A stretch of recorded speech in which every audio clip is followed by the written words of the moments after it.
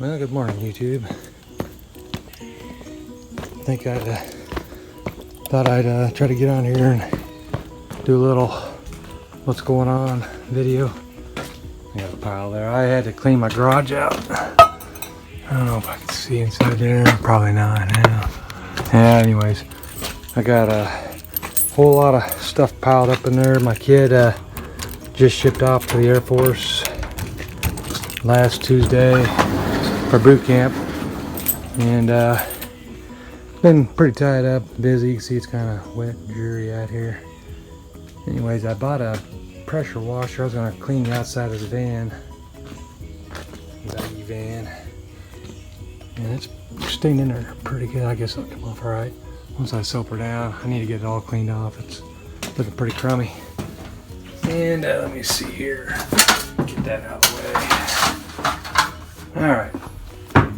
So what I have going on right now, this windshield over here, brand new, and I've covered this in other videos. It's brand new and it leaks. So I'm going to have to figure out the place I took it to, Ben Swinger. They actually came out and did it here in my driveway, but they told me it's a lifetime guarantee, lifetime warranty. If it leaks, they'll redo it. So I'm gonna have to drive it out there to do it, but in the meantime, I still gotta find some way to keep from rusting on the inside, so you can kind of see what's going on up in here. So I'm gonna probably get some rusty metal primer. Well, I'm gonna wire brush all this, get some rusty metal primer, go on ahead and primer all that, and then paint it with the heavy duty oil-based paint. And that's actually the best paint for this kind of stuff, I think. It doesn't flake off. I mean, it'll peel off, but you won't ever see it flake off. That's heavy duty. That's why I did this in heavy duty paint. And you know, even with the brush, you can add some stuff to it. I forget what it's called. There's stuff you can add to it that'll actually get rid of brush strokes. I mean, it smooths out that much. So, anyways, that's what I got right there. What a pile of mess. I'm trying to grab my coffee here. So I got a power washer. I had a gas powered one and it just kept messing up. Had to step over that. Kept messing up. I could never get it to start right, so I went ahead and put it away. Gave it away. I mean, excuse me. I'm trying to do multiple things at the same time. It's kind of hard to do. Yeah, this is my job box. Everything that's in my cargo van out there is going to go in the job box, and because it's on wheels and everything, if you can see that, it's wheels, the rubber wheels. I got it strapped on the wall on each side, and the wheels are locked, as you can see. Anyways, what I'll be able to do is open these doors here, drop the tailgate of my pickup truck, roll it right in there, and it's weatherproof. It's never rained inside it. I have a lot of my locksmith and stuff in bins and cases, and they go inside. I used to have it like this back when I was working out my pickup truck. There's only so much stuff you need as a locksmith. I mean, I have a break-in kit, you know, for when I have customers do lockouts. And I try not to do many lockouts. I don't have time to sit around waiting for that kind of stuff. And then when they call me, they could take, you know, 5 minutes to an hour. Who knows how long it takes, you know. If you want to do it right, I mean, a burglar, they could do it in just a few minutes. But and some locks, you know, when you get called in for lockout, they can't be picked because that's part of the lockout. Is the lock doesn't work anymore. You know, maybe something fell apart on the inside or something. So you can't just pick them. Sometimes you got to drill them off, and that happens. And if you get a better grade lock, they're gonna usually have to be drilled because you'll get pick-proof, pick-resistant pins and springs inside them. So you know, I just don't have time to do emergency stuff. I'm gonna try to work on my speedometer this weekend. I like this satellite one. It's kind of neat because it has other features on it, but the problem with it is sometimes you got to sit there for a little while before it'll pick up any satellites. I'm sorry, I'm moving around my camera here. I gotta turn this off. So that's the plan with that. Grab my coffee. Keep moving around the camera. So that's the plan with my speedometer. I'm going to see if I can fix the original.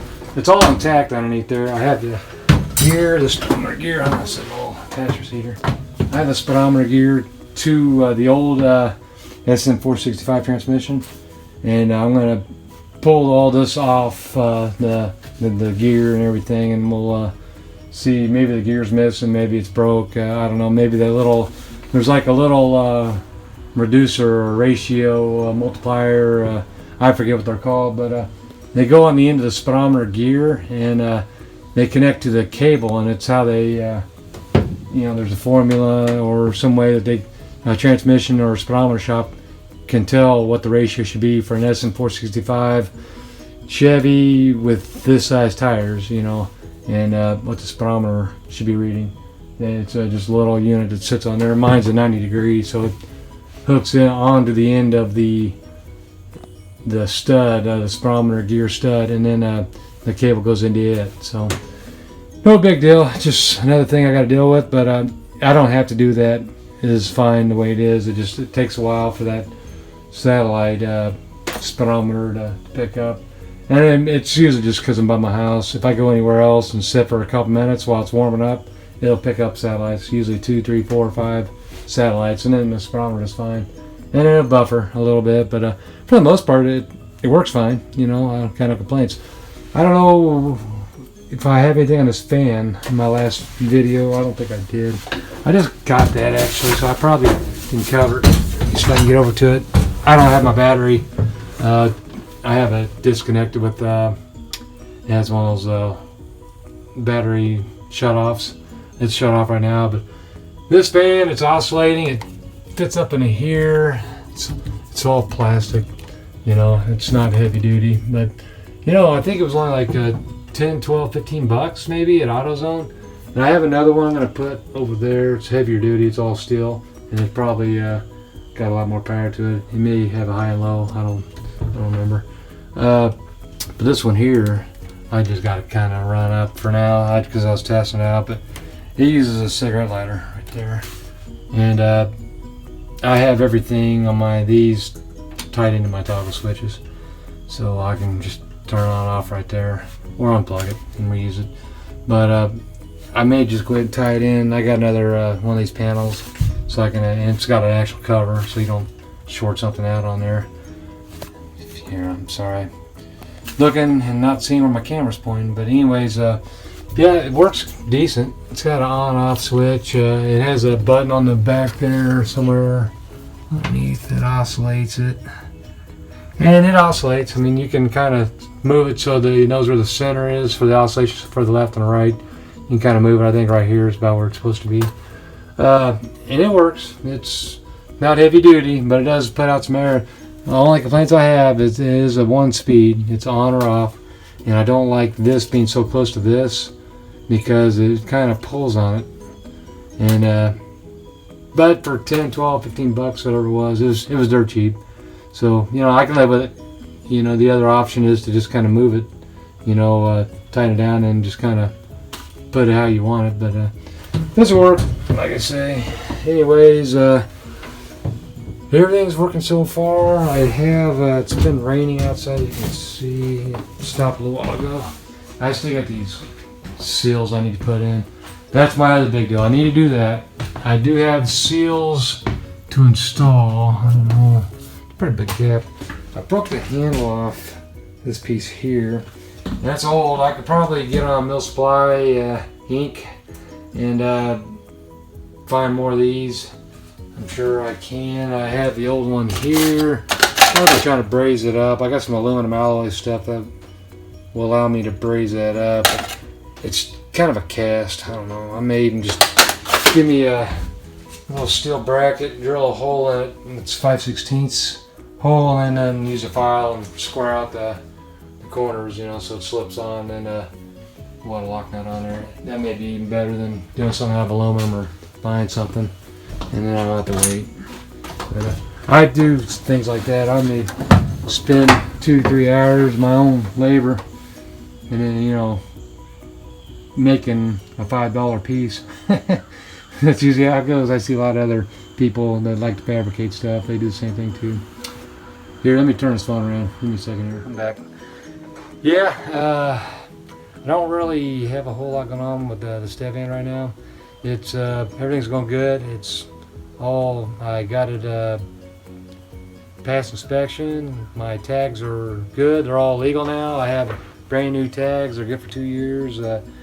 Man, you know, it's been 2 years. I've been trying to get this thing going, almost 2 years. Actually, I've had this van for since August 2000, well, maybe 2017. No, 2018. Sorry. Yeah, that would have been 3 years. No, I've had this Stepvan for 2 years, and just been working on it. No real priority. You know, a lot of things had to be done to get to pass inspection, and I was always concerned because that V8 that I used to have in here smoked like a mad dog. And there was ways to fix that, but then it started having weird things about the motor. Couldn't get it to settle in right. I rebuilt the carburetor, rebuilt a lot of stuff on there.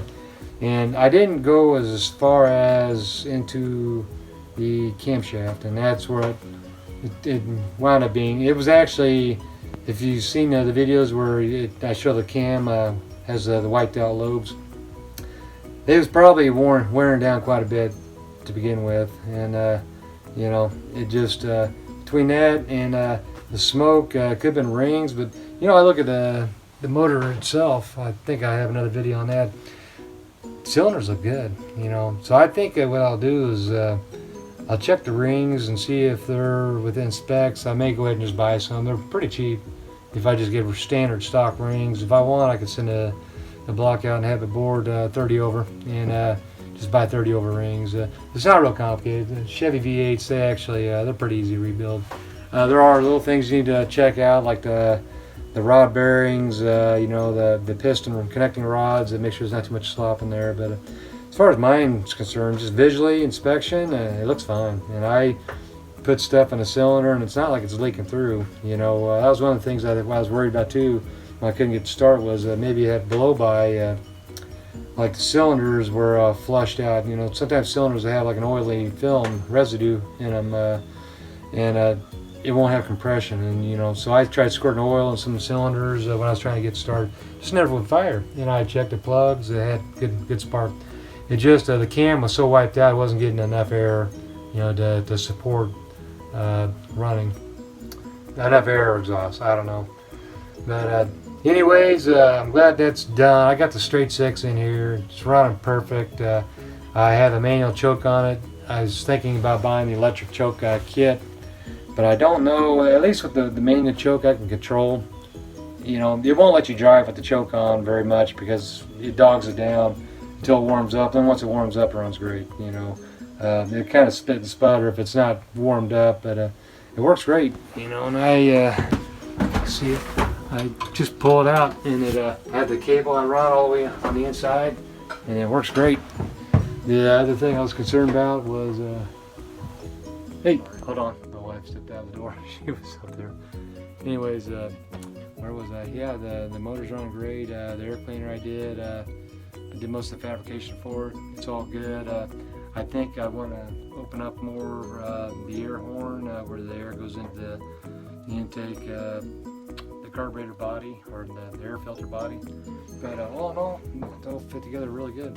And I'm really excited, you know, that it's running and I can drive around town now.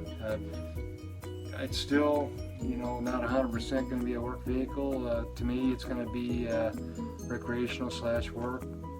I need to change my insurance as soon as I get my cargo van cleaned out and sold off. I already have a couple people interested.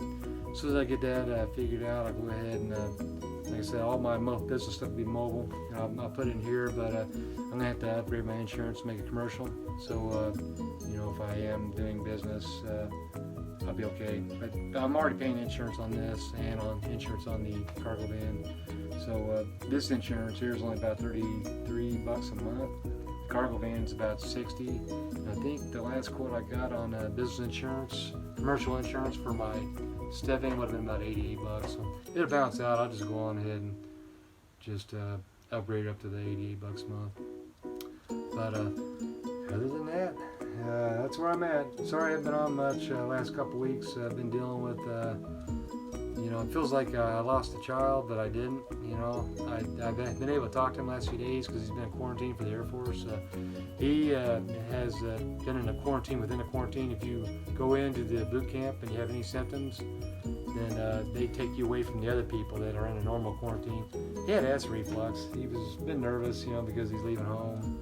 He's just 20 years old. He always wanted to be in the military, Air Force in particular, and he finally got in. And so this is his first big long trip away from home, and you know, it'll never feel the same. You know, he's gone because it's never really gonna. It'll always be Plan B and the place he can come back to. But we may not always be in his house. And, you know, I've been trying to talk my wife into let's take a look at like Arizona or Nevada, Utah, Eastern California. I don't want to be around all the people in Western California, but it seems like, you know, you read all the stuff about the different areas. It's like so much drugs, so many thieves. It's like, man, where's a good place to move? And I want a place that's, you know, a population 10 to 20,000 people, you know, because I still have side hustles I do, but also maybe I want to get a real full-time job. There's a lot of variables I gotta think about, you know, when I do this. My wife's not working right now, but she's taking it pretty hard right now, and it's because I mean, I would be too, but I work so many hours and I deal with so many people, and I got a lot of people I can talk to at work. So it's like you know, my oldest son, he moved out a long time ago, you know, about 2-3 years ago, and he it's kind of one of those things. When he left, he had asked us if Frank could stay here with us, you know, while he was still here. And then like the first couple of days, his friend moved in, my son split, and so we was stuck with this other kid. So we didn't really get to mourn the loss of that son moving out. And I mean, it's not a loss, but it's a change in the energy in our house, you know, where you come home, you kind of have a feel that who's going to be there, what time they'll be back, you know, who made that mess, who's going to clean it up, you know, their share of the chores. And anyways, that's just normal life, you know, just normal parents. We've successfully raised our 2 kids, you know, they're both out on their own, and you know, for that we should be greatly proud of that, you know, that accomplishment. But still, it's like it's tough, you know, when you think about our youngest one. He's in a place where he's been able to talk to us the last few days because he's been in this quarantine within a quarantine. Now he's got his phone privileges gone, and he'll only be able to get a hold of us on the weekend, and one call a weekend. I think that's how it works. But he's sending us some stuff so we can write letters, and we're gonna write a lot of letters. And so we got some other family that they like to write. And I miss that. When I was in the military, I used to get letters. I wasn't much for writing back, and it's terrible that I was like that. But I always appreciate those that wrote me. You know, even if I didn't get to, even when I got out and I talked to some of those people, I still hung on to their letters. So I was always grateful for that. But I'm gonna do my best to write him. You know, people wrote me. You know, I'm gonna do my best to write him. So at least, you know, through the week I'll just journal stuff. But I'll shut up. I just keep rambling on. It's good to see everybody. Thanks for watching. You know, they say to like and subscribe. I put these videos out just for me, you know, if it benefits someone else, great. You know, I'm not in it. I'm not making money from YouTube or anyone else. So you don't gotta like it. You don't gotta subscribe. It'd be nice if you did. It makes me feel like, you know, I'm actually helping someone. Somewhere in there I get thumbs down. I don't know what that's about. I think, you know, if you feel like you want to give me a thumbs down, at least give me an idea of what I need to change. And if you just don't like me, that's fine. You don't need to leave a comment. I don't always read the comments either. I don't get enough to worry about, but I do. I'll get alerts on. I do read them. But if it's mean or troll like or something, I don't care. I'm already done what I need to do in life. It's not like I need to impress anybody or please anybody. I don't really care. So with that, I'll talk to y'all later. Thanks for watching. Bye-bye.